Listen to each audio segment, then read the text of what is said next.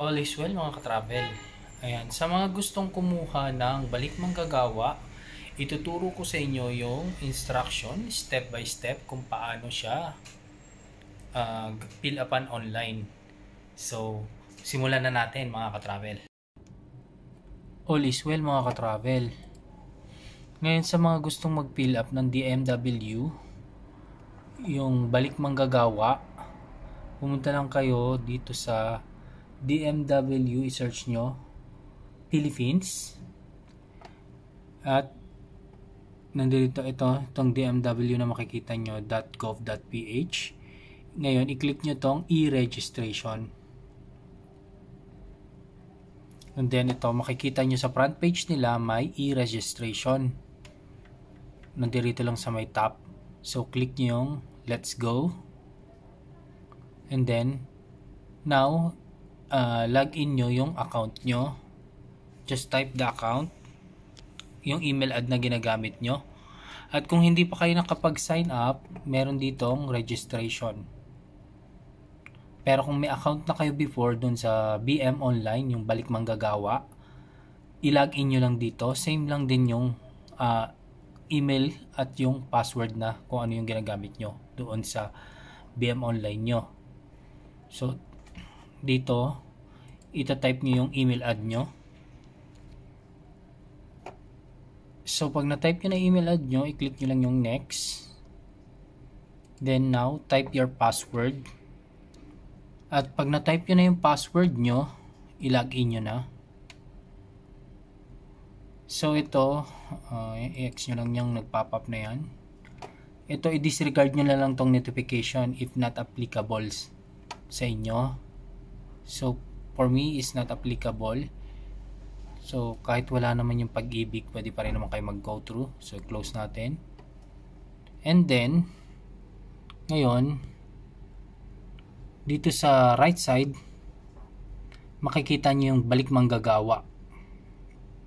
Click nyo lang yung balik manggagawa. And then, itong lalabas dito, i-next nyo lang yung passport data is available, pag-ibig data is available. And i-click nyo yung next.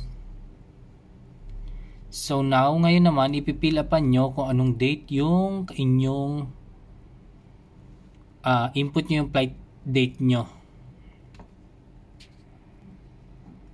So now, i-input ko yung 12/16/2023 kasi yan yung pagbalik ko dito sa pagbalik ko sa UAE, Pinas to UAE. And then pag okay na yan,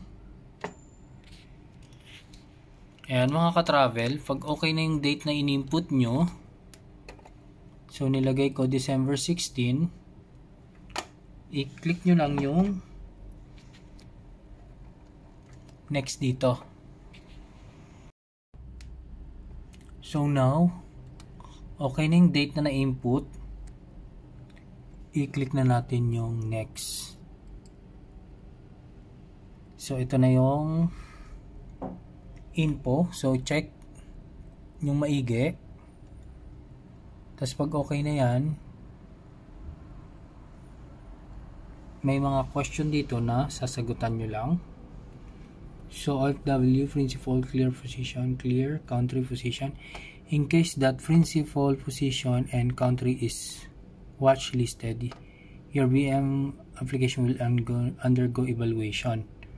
So, ito yung may tanong dito. So, same company pa rin ako. Dubai Duty Free. Yes. And then, are you returning to this job site? United Arab. So, same pa rin. Yes pa rin. So, yung position ko sa aking company, same pa rin. Yes pa rin.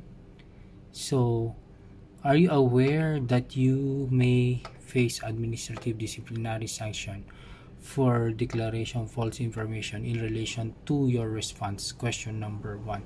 Same employer, and question number 2, same job site.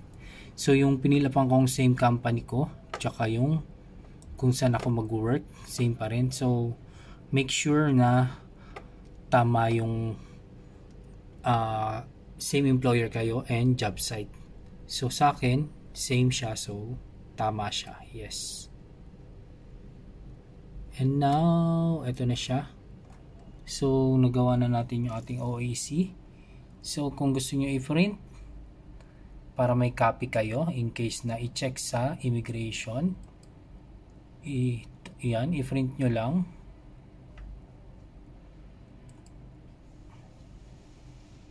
So yan, magki-print ako ng dalawa para may isa kong copy in case na kunin nila.